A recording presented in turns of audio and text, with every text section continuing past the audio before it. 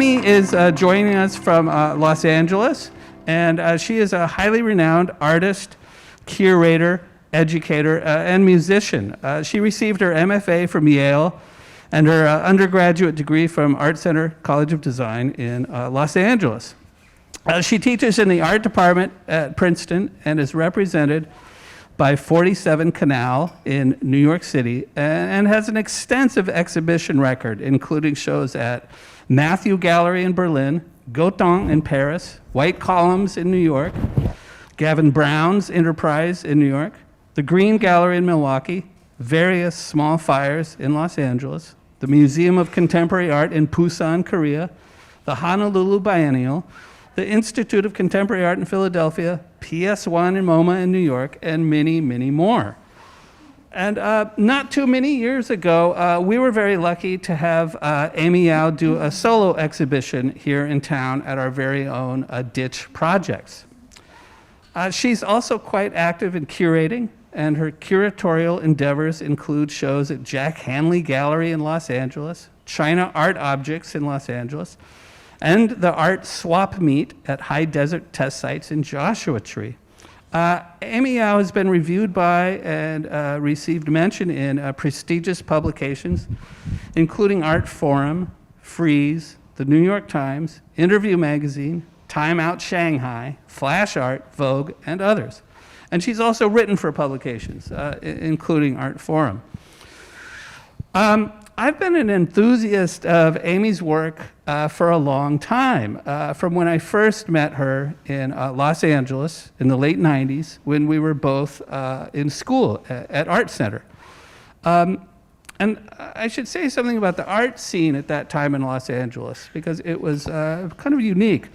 The art scene was really vibrant, and it was a burgeoning art scene, and it was transforming in a really intensive way. It was starting to get on the map of contemporary art in a way that it hadn't been before. All kinds of artists from Europe, from New York, from Chicago were moving to LA, and it felt like it was eclipsing New York as a place to be a young artist. So LA was to art in the 90s kind of as how San Francisco was to the counterculture in the 60s, or how Seattle was to grunge. Now, it had been a great art scene before that, but it became an even greater art scene, a more complex art scene. And the city became a magnet for collectors and artists, and lots of people started new galleries and artist-run spaces, and it was a really exciting time.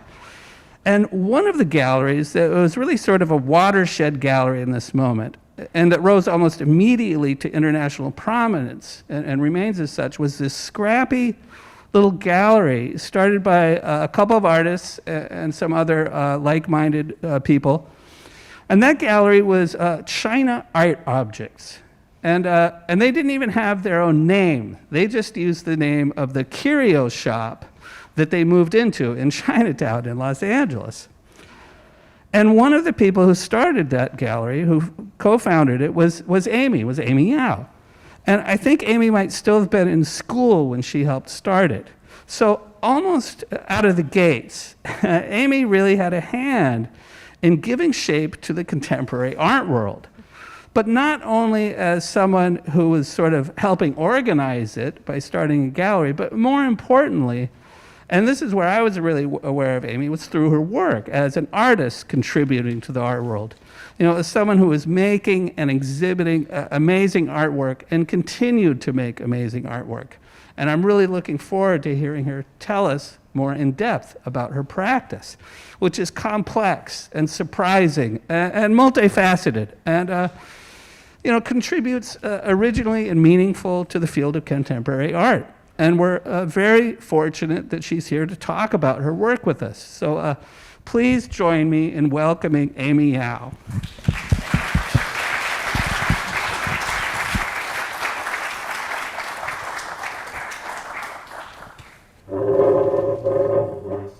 Sorry. Is the mic working? Wow, thank you, Donald. What an introduction. Feel very humbled by it all.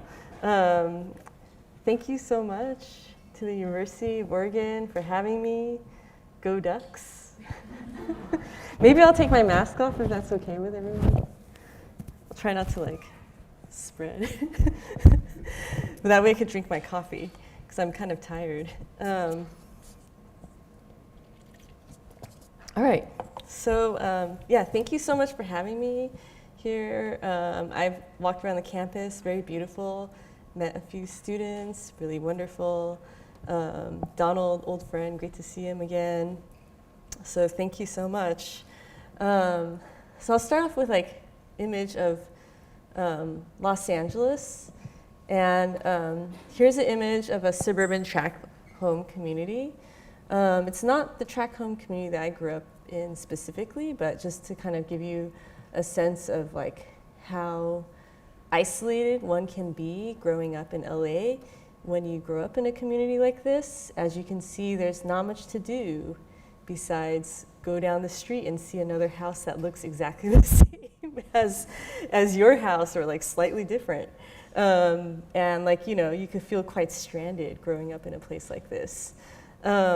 So yeah, it's like also now the new problem of climate change and the wildlife urban or suburban interface, which you can see happening here too, where like they're carving into the landscape and kind of not caring about where they're positioning these homes. So obviously like a fire could come and just wipe out a few homes on the edge.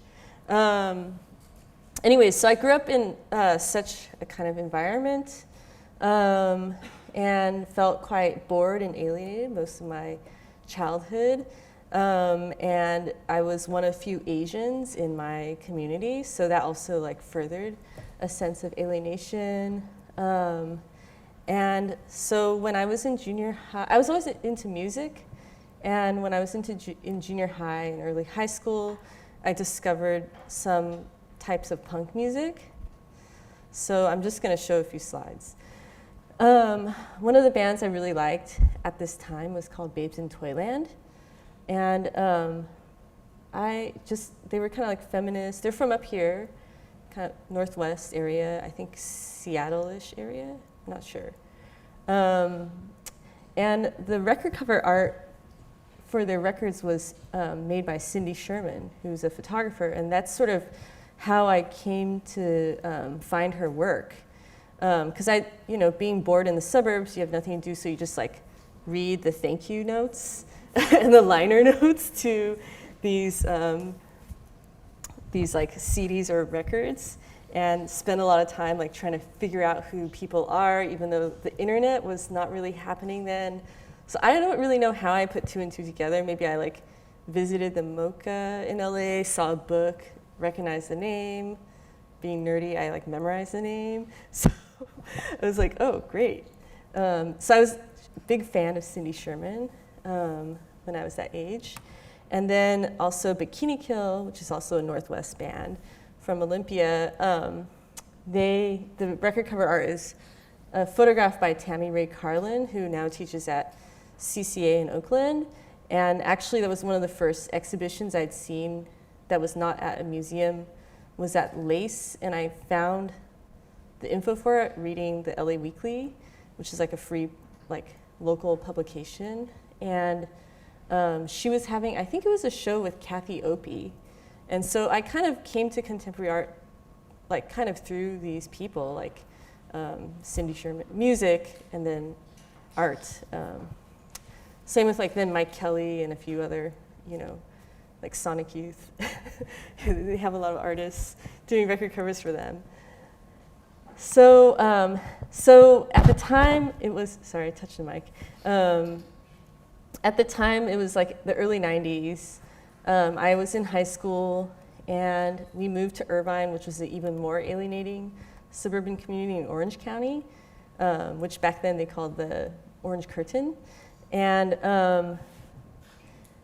my sister, I became closer to my sister through this process. And then we met this girl, Emily Ryan, who's Vietnamese and also from Orange County. And we started a band called Emilys Sassy Lime, which also is the acronym ESL, which I thought was funny because somehow I was always stuck in ESL classes. Like, even though I was like, I could speak English, but every time like you change schools, you have to fill out a survey. And I did technically learn Chinese first. So because I wrote Chinese as my first language, they would throw me in ESL like for like, you know, like a couple weeks, and then they're like, oh, she can speak English. It was kind of like weird situation. So anyways, I just am sharing some photographs of that time period. This is our band. We played, this is in San Francisco at this place, the Epicenter. The mural in the back is by Twist, Barry McGee, the graffiti artist. Very bad. Sorry, I downloaded images from the internet, so I didn't have my own images. But that was a record cover that we made. So it was my first kind of opportunity to like really think about like visual, like creating visual art, or like, you know, music, creative output, put it out there in the world. Lyrics are kind of embarrassing, but hey, you know, I was pretty young at the time, 15. 15, 16, 17, you know, around that time, 18 maybe. And then my friends and me and my sister and my friend Emily made this magazine called Sassy Crimes Club.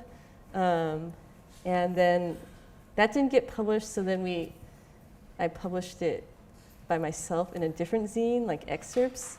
And they were kind of like people from our high school, like, or like these like gangsters on top are my family friends who were in a Filipino gang.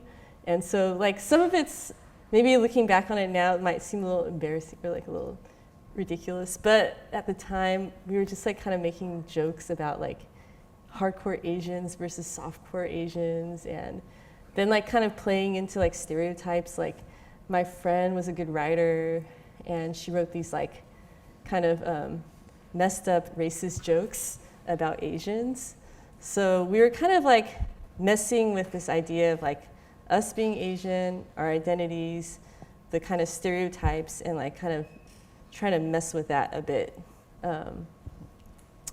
So this is our band playing a show at Jabra Jaw, which was this club in LA that was really great. $5 entry, probably like the X-Ray Cafe here. I don't know if that still exists, but was a punk club here. Is that right? X-Ray Cafe? I don't know. Anyways, and then actually we were the subjects of this racist zine about us where we get killed. Anyways, that was interesting. This is a flyer from the show and just some images of bands and the people who hung out at this club. It's the owner, Michelle Carr. This is actually from the Jabra Jaw book. They put out a book about the club later on. But I think, yeah, like Vaginal Davis was somebody who would hang out there. Like there was the artist Kevin Hanley was hanging out there. I didn't know him at the time, but, and then there's like me and my sister. We were in high school. That's Kevin Hanley. Donald, you probably know him. Remember him? So yeah, the bands.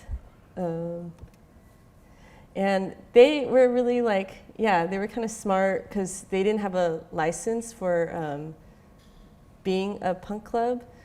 And so they created this party invitation that after you paid the $5, they would hand you this party invitation. So it was like a private party, so they couldn't get shut down.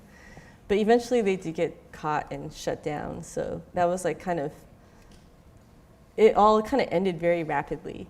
But then also at the time, through Jabra Jaw, you know, there's like a small kind of community. We met these people who had a zine about Asian American culture and beyond called Giant Robot.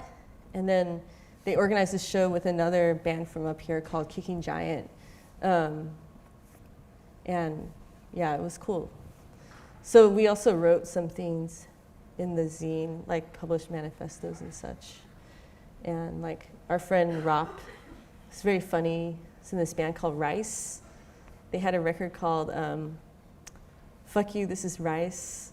And the song was called All Steamed Up.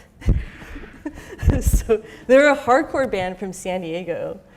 And it was like basically like Rop, he's Filipino, and then like his friends are Mexican, and like they just like, such a good band. Okay, so anyways, jumping ahead, I went to Art Center. I'm gonna skip through some slides because like it's a very long slideshow, so I should skip ahead. That's pictures of Art Center, trying art objects, as Donald mentioned. This is, we started kind of like idea going to these like raves in the desert, like high on ecstasy, and thought we should start a gallery. I don't know. This is the gallery, scrappy spot in China. The slides are really bad. I took them off the internet, so. So also like this period of time, a lot of the documentation is very poor because, you know, it's not pre-digital age stuff. So it's like, you would take like actual like photo with your camera, and then it would eventually end up scanned or something. Then I went to Yale. I'm gonna skip through this because I sort of want to get to like the later on stuff. But yeah, a lot of like formal experimentation. When I was in grad school, trying to figure out how to put things together. I was like interested in like kind of just like, I guess for lack of a better word, politics. And like kind of thinking about consumerism in relation. And like one of the things, the war in Iraq was happening at the time. Is kind of hard to look at like, you know, the newspaper and see images of like the war next to like luxury advertising. So I played around with like those things a lot, you know, imagery from, found imagery, a lot of like collaging of stuff, or just like taking the found object and just like putting it there, or altering it slightly, things like that. Those are all like grad school. And then, yeah, this is like kind of similar to that newspaper fragment piece you saw earlier. I would just buy these like dowels and I would dip them in, or brush paint on them, and then just put them on the newspaper to dry and then pull them up.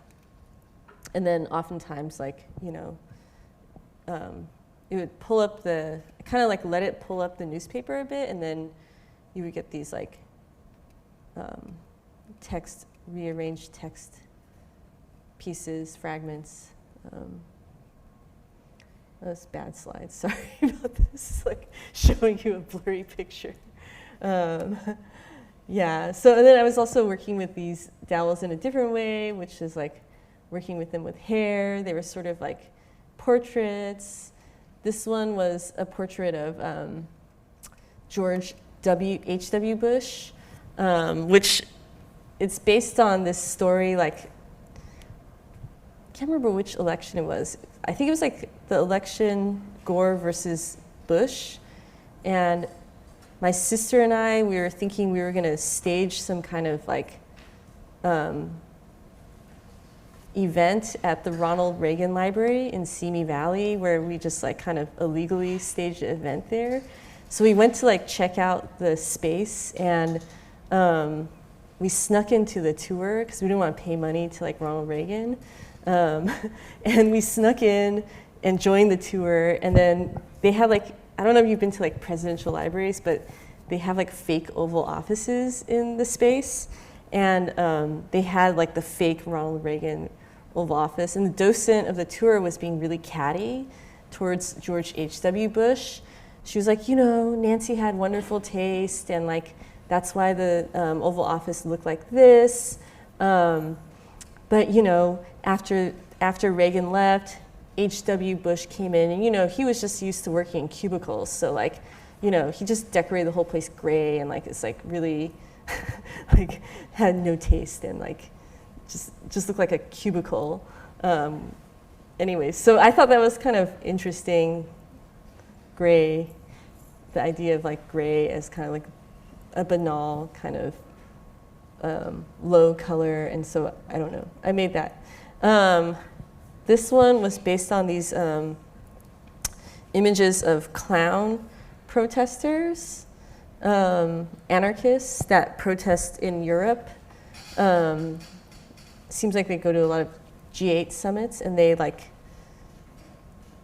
protesters who disturb the kind of lines, the boundaries between like, you know, protester police, then they're dressed up as clowns, and they kind of clown the police, and the police are kind of taken off guard, so they don't really know what to do with them, which seemed like a really smart strategy for protesting, or just like, you know, in protests, like, there's different groups, and the different groups have different functions. Like, there's the hardcore people who like lock themselves up to sculptures, and then like, I learned all this stuff because I participated a lot in Occupy Wall Street, and I went to a lot of these like weird planning meetings where like they had direct action groups, and then in the direct action groups, like you could see like this group of people, they're gonna do this.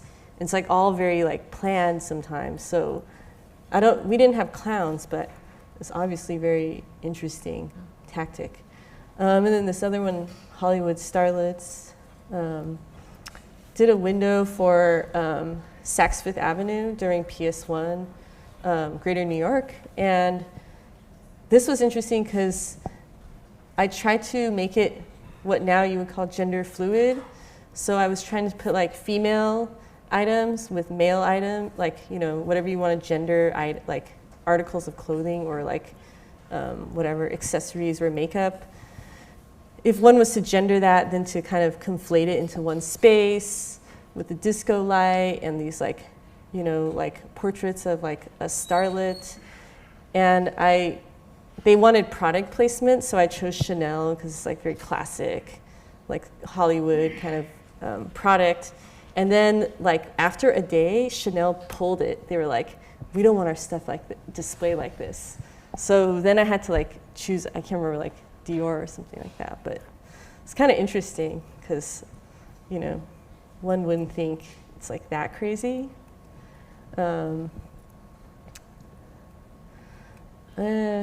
Yeah, so that was that. Kind of like led into this piece because there's a Cuisinart inside there, like French fries and bacon, and then like wedding rings, kind of all like in there. And then I like made it pickle, like wedding rings, fingernails, fake eyelashes. I was kind of working at this time more with like clothing and accessories and such. So I did this performance. I was invited to work with this company called JF & Son that were working with artists like Kate Hardy and Ulrike Müller, kind of people who might identify as being feminist in some ways. And they invited me to do this like clothing line performance. So I made these like photographs that were advertisements for the performance, but I guess I don't have images of the performance, sorry. And then, yeah, at the same time I was like also doing this show, which they actually helped me fabricate this umbrella with sequins. I was kind of working with umbrellas. They were based on some, this like Japanese umbrella called Furugasa. But I'm not going to get into it because it goes on and on and on. Then there's also this magazine that asked me to like create like a fake like fashion spread, like kind of a parody of a fashion spread. So like, you know, there's It Girls, and I had this idea to create like an It Boy, and the It Boy, like the text is kind of like quoting a lot of like lines in pop songs that are kind of racist against Asians. And then also just this kind of like mixing of like different Asian groups, conflating them into one. So like, you know, he's like ordering bibimbap, which is Korean food, at Panda Express, which is supposed to be Chinese food. And then it was all shot in the garden of the Huntington Gardens in Los Angeles, which also just newly constructed this Chinese garden there, which there's a bit of irony with it because like Huntington's sort of like this famous billionaire from, you know, the Gilded Age, who made his money off of Chinese laborers constructing the railroad that connected the east to the west of the US. And like, you know, the garden's like kind of famous, but never had a Chinese garden. It's also in this like suburban area of LA that now has like a large population of Chinese immigrants living there, or very close, adjacent to it. And then, like, I guess the Chinese people of that neighborhood decided to donate money to Huntington to build this Chinese garden there. So there's all these like layers of irony. So yeah, I just shot it there. Also, like, at the time there was a lot of like Orientalist kind of designs in fashion at the moment, like Dries Van Noten and like Ralph Lauren and stuff. Okay, skipping ahead.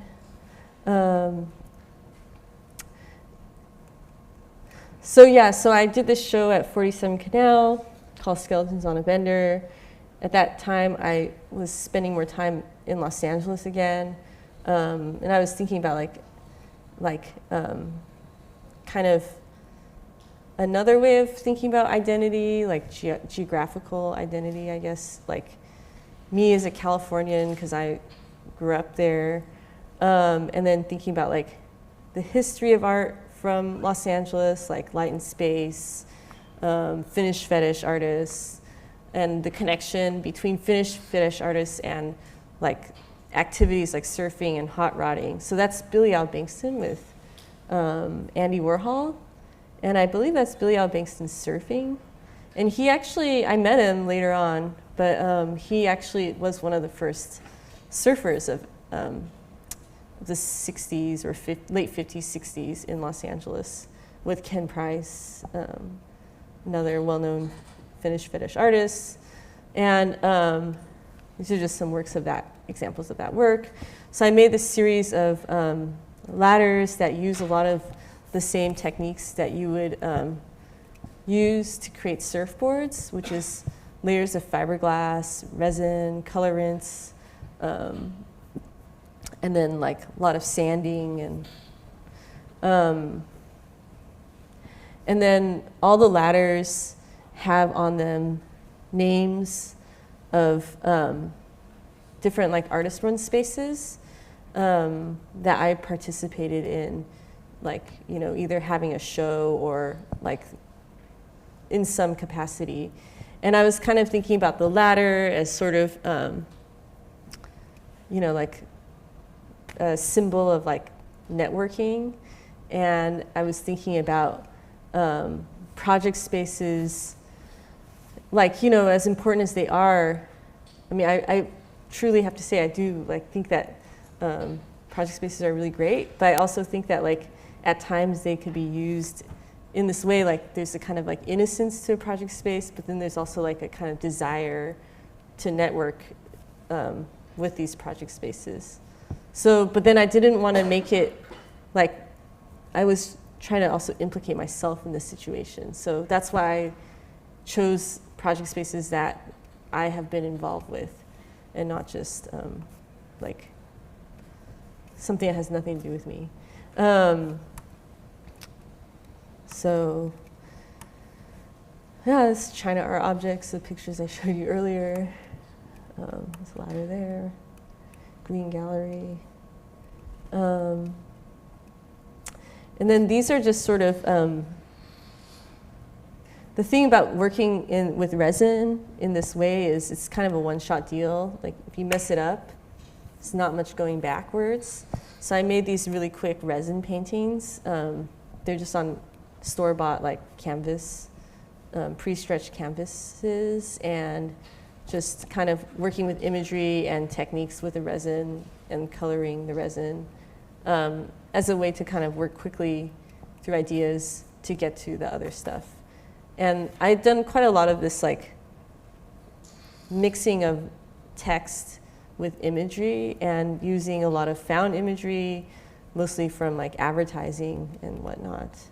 And then I made like these fan versions, which are more or less skins of the ladders.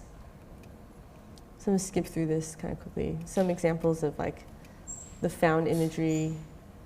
I don't know, I really like these kinds of like ridiculous setups. Like this was in some, the top image was in some like business magazine, and it's like, there's like a bunch of old white guys and one middle-aged Asian guy, like, and then this other picture is like a child in a hole in the dirt. No idea why. These like old people on a bike rejoicing. It's like, I don't know. But yeah, it's like there's always this like kind of like, yeah, like multiculturalism or something, you know, like being represented, and like it's like for banks, you know, like, you know, start a checking account with Bank of America or whatever. Something about that's just so crazy to me. Okay, I'm going to skip past a lot of this stuff.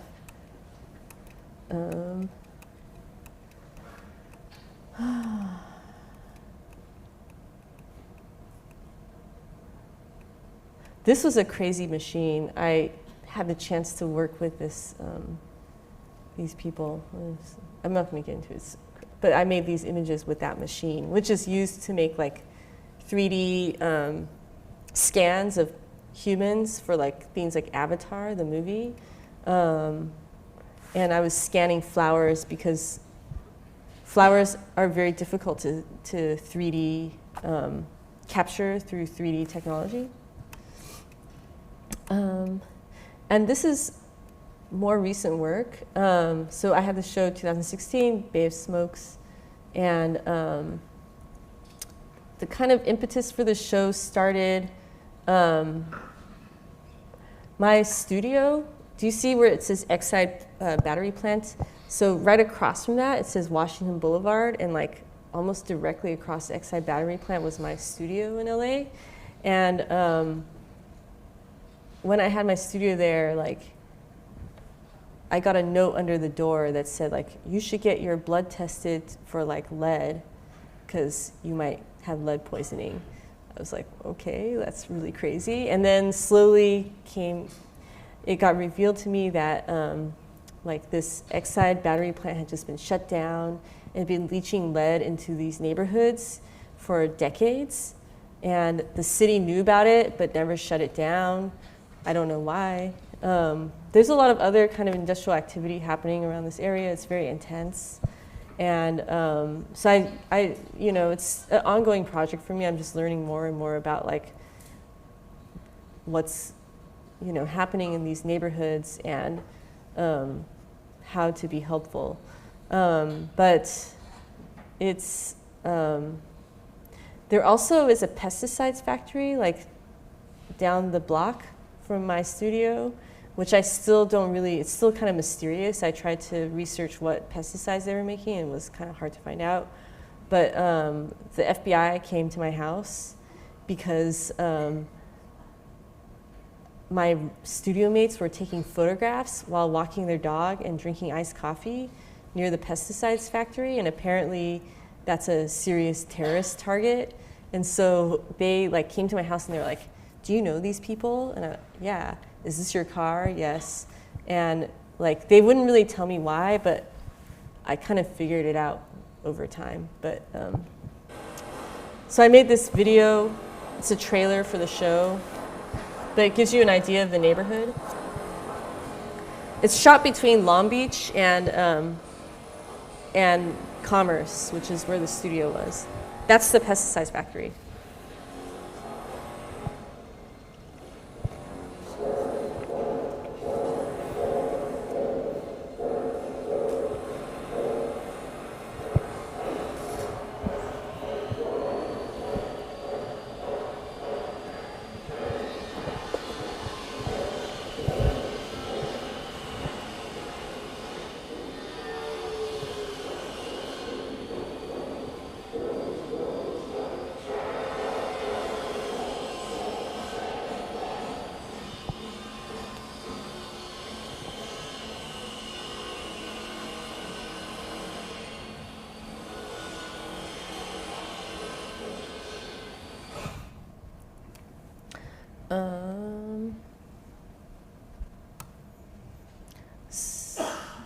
So this is, so at the time I was living in Long Beach and my studio was in Commerce.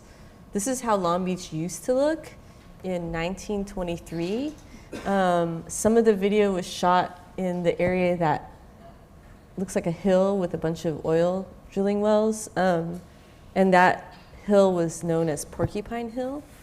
And the bottom image depicts the coastline. And currently, the port of Long Beach is, and combined with the port of LA, which are just next to each other, they both are the largest ports in North America. So there's a lot of activity, a lot of supplies coming from Asia come through this port, a lot of raw materials, petroleum, all this stuff. And spent a lot of time in this area just driving around, and there's a lot of like strange piles of things. For instance, this pile of salt, giant pile of salt. There's a lot of automation. And I was looking at kind of different forms that one could find in this area. It's an example of automation, more like refineries. And I was thinking about conflating those aesthetics with kind of domestic aesthetics, and thus this rice pile in the middle of a carpeted area. I carpeted the gallery to make it look like an interior home domestic space. And the rice pile is a combination of real rice and fake rice made of plastic, real pearls and fake pearls made out of plastic. And the idea for that piece came to me from this piece of, for lack of a better word, fake news. I was circulating around Facebook at the time that I got the lead poisoning letter. I also was getting Facebook, like, you should check out this news story about, fake rice being distributed from China.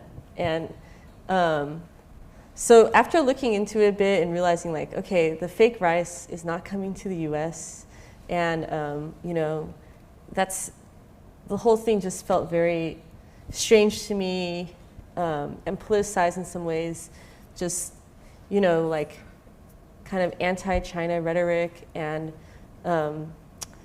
fearing like contaminants coming from China entering the US into our food supply chain. Meanwhile, there actually are contaminants in our own backyard coming from our city that the city has known about, yet nobody really cares to tell people, like, or stop it from happening.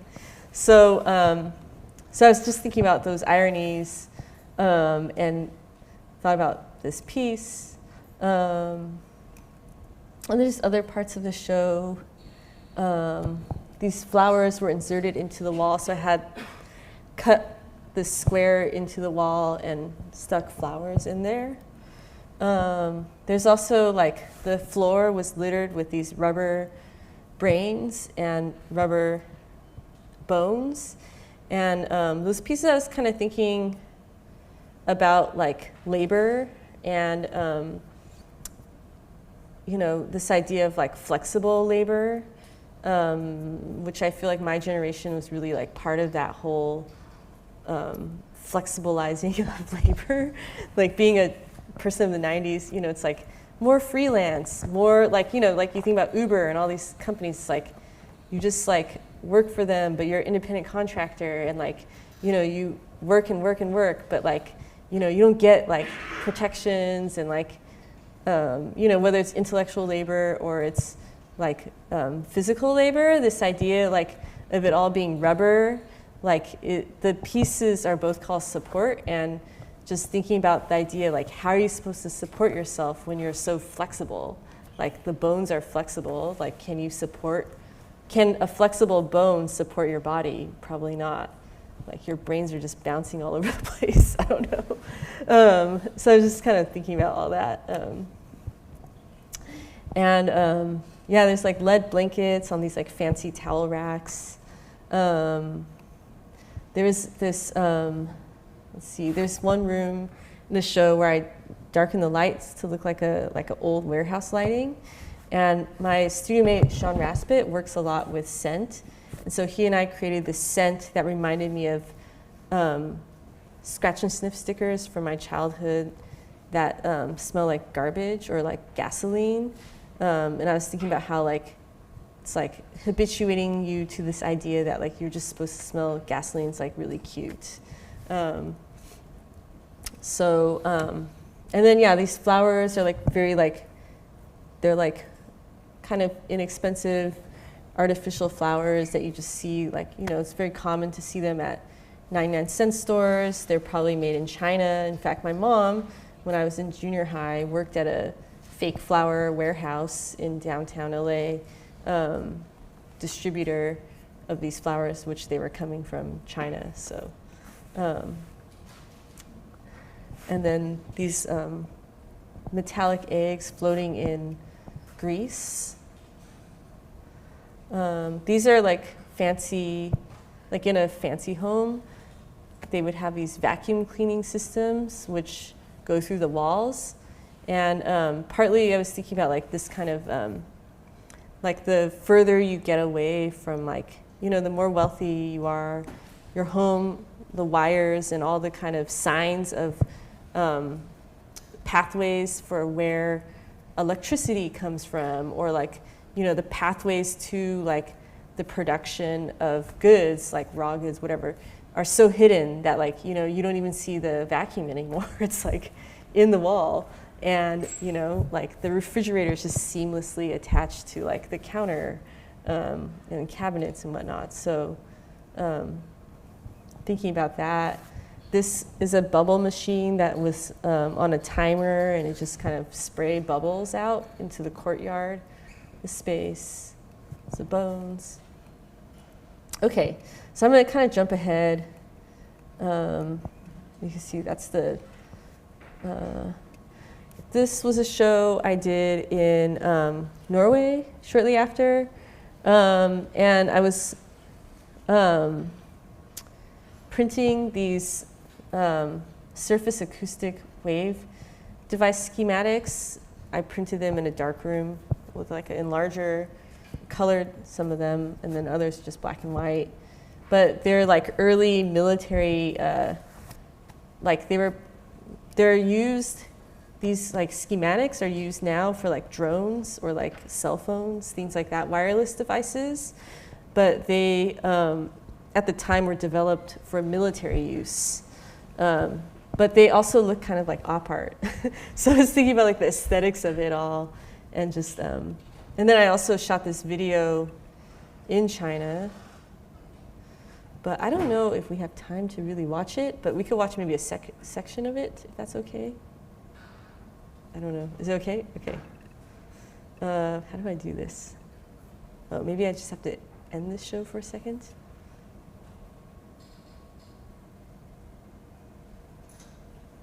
Sorry. Okay. Yeah, here it is.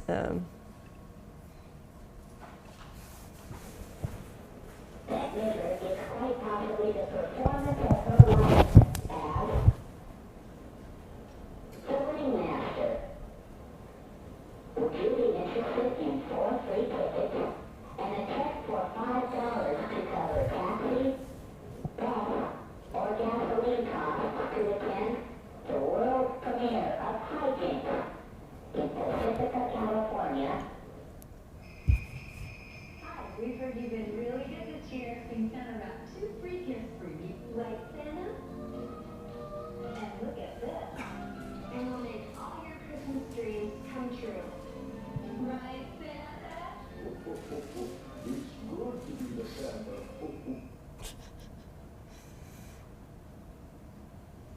So this is just, this is, maybe I should wait.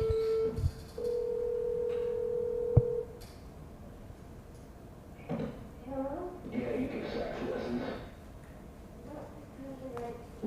Why not this time of the night? I'm only up this time of the night. I play music though for the night.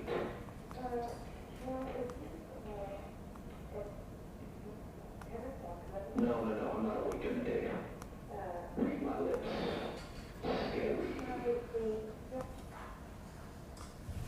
Woman's intuition. Woman's prerogative. Okay, I'll stop. Let's see, play from current slide. Okay, so that was a video I made. That was part of the show, and that's the crystals. It's a factory that makes crystals. They're used for like this kind of technology, cell phones specifically in this case, and then mixed with prank call, like found prank call, and like advertising, like commercial advertising, holiday advertising, soundtrack. So it's just more of that. Show I did in Paris, but I'm not going to get into this so much. But this is the beginning of like working with clay more. More working with clay. Show here. So, okay. So I guess I should just say, so I like, for those two shows, I started working at Cal State Long Beach. I got a residency invitation there to work in their facilities. And that was really interesting because their like facilities, the way they run it is so different compared to any other clay ceramics facility I'd ever been to, which I only had really been to like, you know, like community centers where they say, you can only work in cone 10 or something, and we only do cone 10 reduction, and, you know, here's our studio glazes, and that's it. And, you know, never fire cone 5 or cone low fire clay, never fire that to cone 10. If you do, you will die, kind of thing. And this studio was like the opposite, because I remember I went into the residency, and Tony Marsh, who runs the space, runs the residency there, you know, I was kind of like trying to show off that I like knew the rules and that I would be a good resident. So I said, oh yeah, I totally know, like just never fire cone 5 to cone, or cone 05 to cone 10. And then he looked at me, he's like, you could do whatever. He's just like, yeah, just blow up the place, whatever. I was like, okay. So that was really new. So I learned a lot from being there kind of over the course of a couple of years. You know, they have their own glaze labs, so I learned about like that a little bit. Kind of, you know, you kind of make your way by yourself, figuring out how to do things, asking other people. And the thing that I figured out was that like clay is dirt, or it's like, it's a lot of it's like earth materials kind of processed. And that was really important to me because that leads me to what I'm doing now, which I did a lot of like random clay things here and there, but then went with my husband to where he went to school. Actually met him at the Long Beach residency. And then he went to Alfred, which is like a really amazing school for ceramics. And they have a ceramics engineering program there. And we got a tour of the engineering program like facilities. And they have these machines that can tell you what, like you could put a piece of dirt in there and then it will tell you like what is in that dirt. It's a kind of infrared spectrometry, I think. There's like a few different versions. So I just took some photos of their stuff. Anyways, that's my studio, it's like messing around. This leads me to what I'm working on now, which I've been working on for a few years now. It's just taking me a long time to get this done. But collecting dirt samples near these industrial sites. For instance, this is a site in Long Beach in the port area that's just a giant, massive mountain of sulfur that's used in refining oil. And then taking that, you know, mixing it with some water, putting it in the kiln at different temperatures, seeing which temperatures the clay does what. And then now I've reached out to the Rutgers University in New Jersey ceramics department, engineering department, and we are going to process 20 dirt samples and in their machines that will then tell us the like metal content like lead, copper, cadmium, all the kind of metals that you wouldn't want in soils that your kids are playing in, the percentages and all that. So a lot of experimentation with ceramics, doing different things with it, you know, it's just like really going off. And I found this like, from that like lead remediation activity that's going on with the X-side plant closing down, I found a data set of residential properties that they have cleaned up or want to clean up, and how much contamination's in there, like the percentage, whatever, so on. And so, so using their data set, I then found places nearby, because the tricky thing about their data is like, or what they're doing is that they only want to clean up residential properties. They're not going to clean up any commercial. For instance, my studio, they're not going to clean up.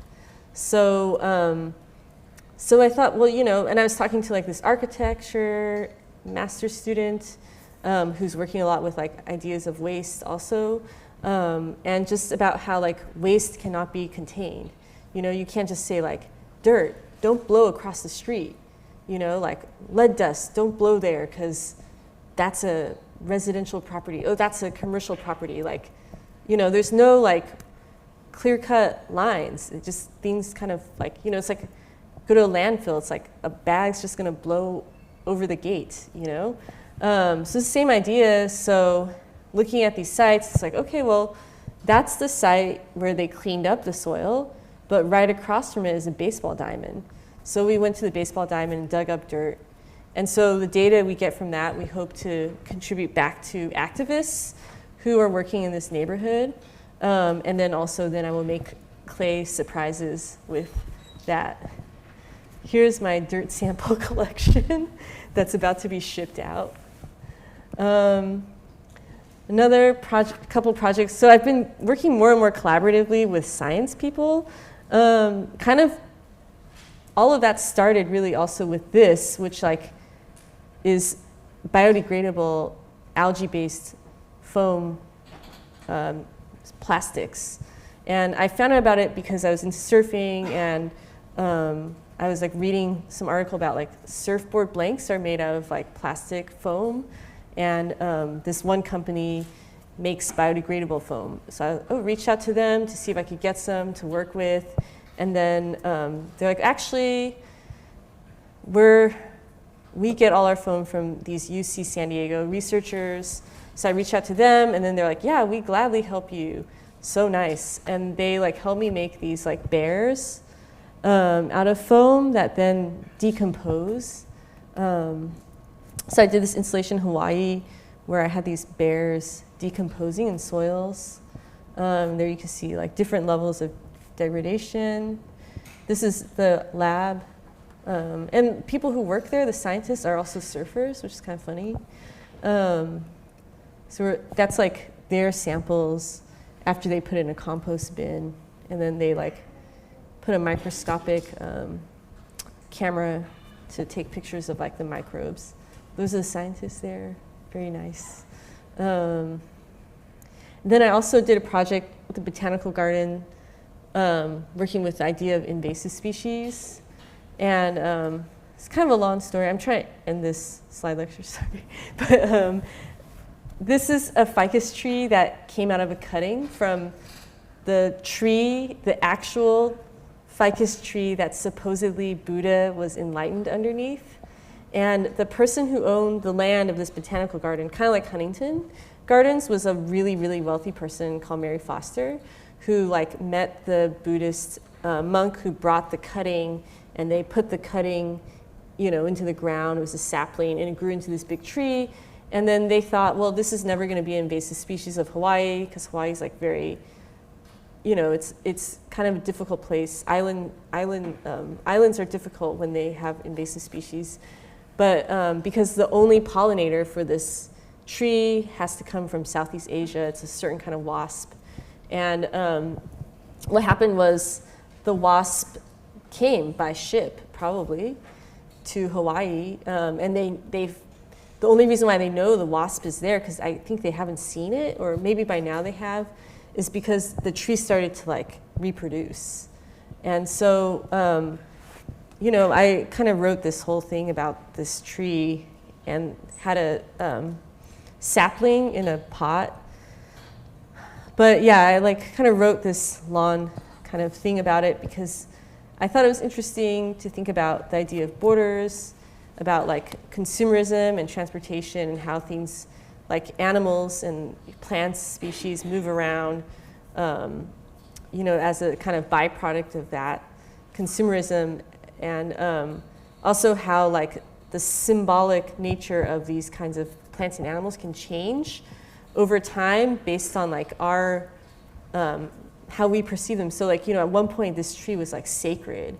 It was like super special. It was a signification of the wealth and power of this woman. And then now it's just like, oh, we don't want this. Like, we don't want this here. This is like invasive and it's bad. Get it out of here. And I mean, like, you think about this like beyond plants and animals, but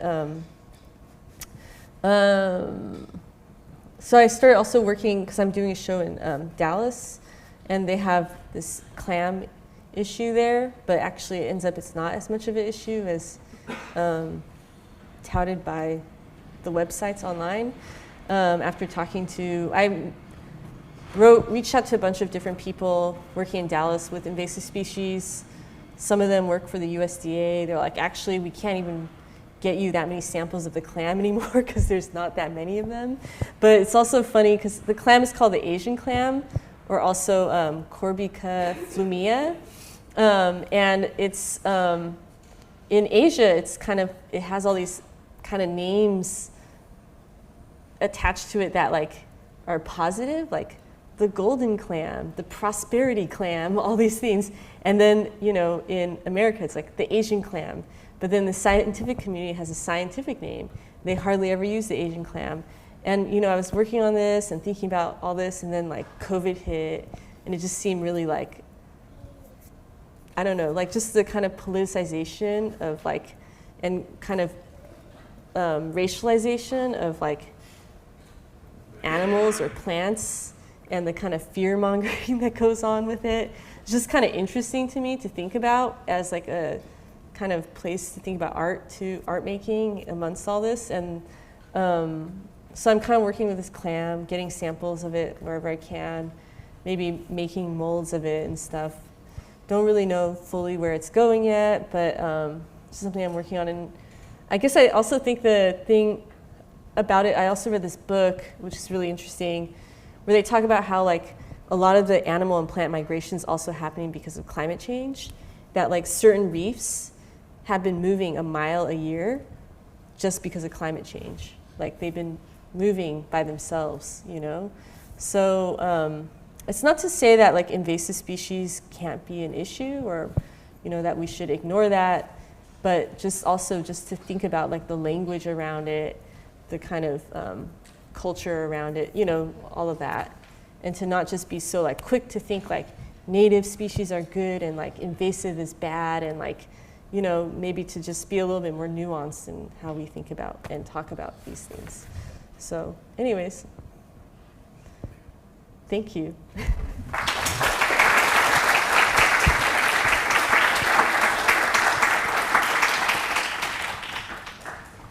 Great, we've got some time for questions, so just raise your hand and maybe fill them out.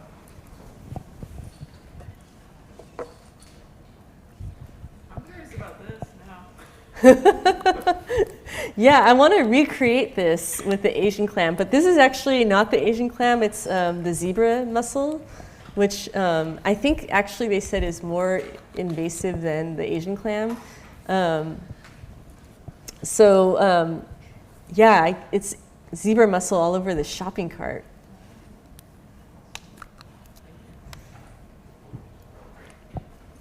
So you did a piece working with smell, and I was reading that some people were afraid that the smell that was coming from was the smell of cadavers.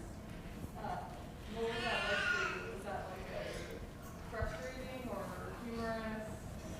Yeah, that was actually pretty good. And it's funny because I think that like the story keeps changing because I don't like, I think that like at first people just thought it was like the artwork was off-gassing, and they were like, they would walk into the gallery and be like, oh, like should I go in? Like this kind of smells very intense. And then the gallery said, oh, well actually it's just a scent they made, and actually it shares the same chemical like components as oregano. Like it's basically made of like artificial oregano molecules.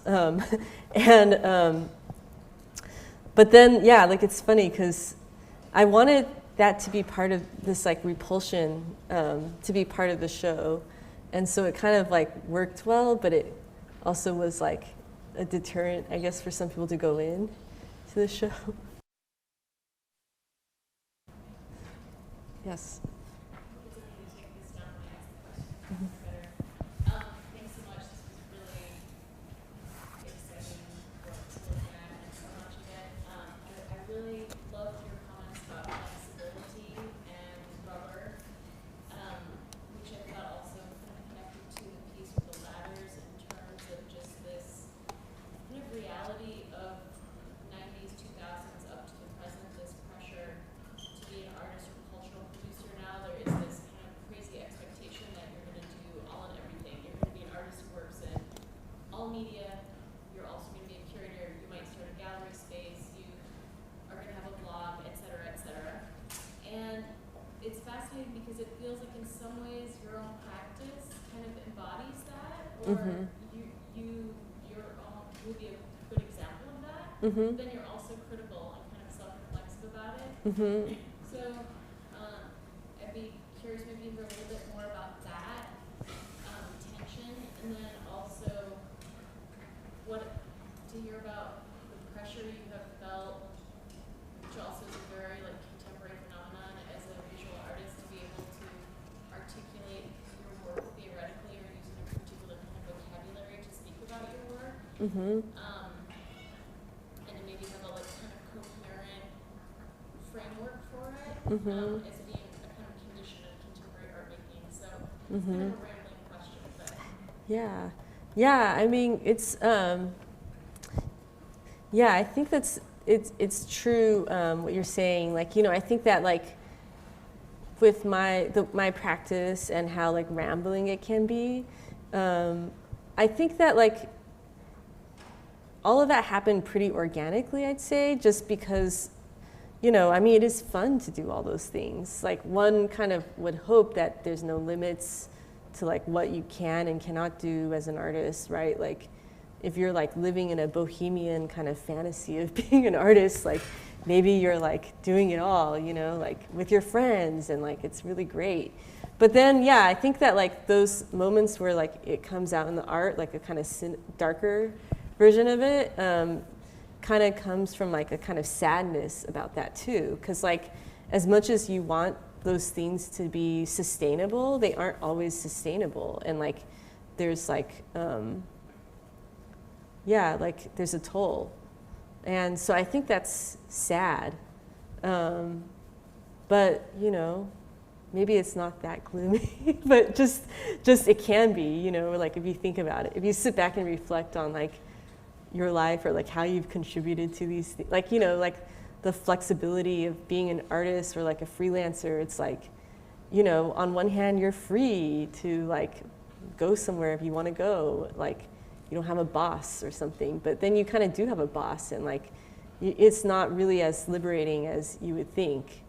And then as far as like the second question about like being articulate about like work and stuff, I mean, I went to Art Center in the 90s, which Donald, you were also there. I was an undergraduate though, and there at the time was like, you know, a lot of like theory being pushed on us as artists, and like we were reading all this theory, and like I had a love-hate relationship with it all. Like on one hand, like a lot of the, because a lot of the theory comes from a really like sweet place. If you think about it, it's like trying to help you deconstruct your reality and like take apart like, you know, like, I don't know, it could be kind of radical, some of that literature, right? It's like comes from like being critical about like what's fed to you from like the mainstream or from like consumerism or from like capitalist kind of, a lot of it's like post-Marxist kind of thinking, you know? So it's like,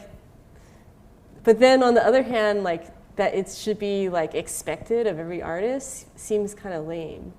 And I think it's not for everyone, you know? And I think the time we live in now is interesting because I see a lot of like younger artists who I may not be like personally friends with, like face to face, but like kind of friendly with them on Instagram and stuff. And I think it's so cool how like a lot of younger artists, like it seems like there's a different kind of space for them to work in now. And that's not necessarily like you have to be this kind of artist or that, you know, like even I was talking to my gallerist, I was like working, you saw the crazy ceramic. I'm like, I don't even know what to say about that. Just like making stuff here and there half the time. But like, you know, I was talking to them about it. I was like, you know, like, yeah, just here's some images. I actually don't really know what I'm doing. I'm just sort of like going along with the flow. And they were like, yeah, I think people are tired of having an answer all the time. And I was like, that's nice to hear. Like, I was like, thanks for saying that. But, you know, then again, I have these other projects that like seem really like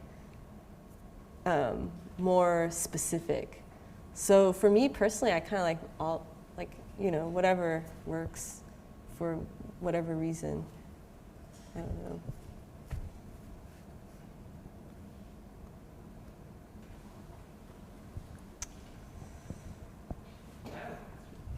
So this is probably a real oversimplification, but just from the slideshow, if you talk, it seems like there was this arc from like hanging out with punk rockers to hanging out with scientists. And was the science always there in the beginning? No way. And is the punk still in it somewhere? Yeah, the punk is still there. Yeah.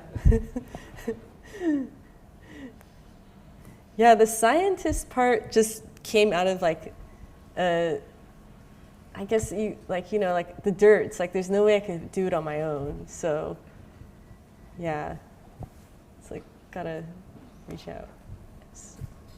Maybe it's an extension of Vicky's comments and question too. I've been a big fan of your work, starting from your doll newspaper work all the way to the latter work, which back then was much more like provisional quality.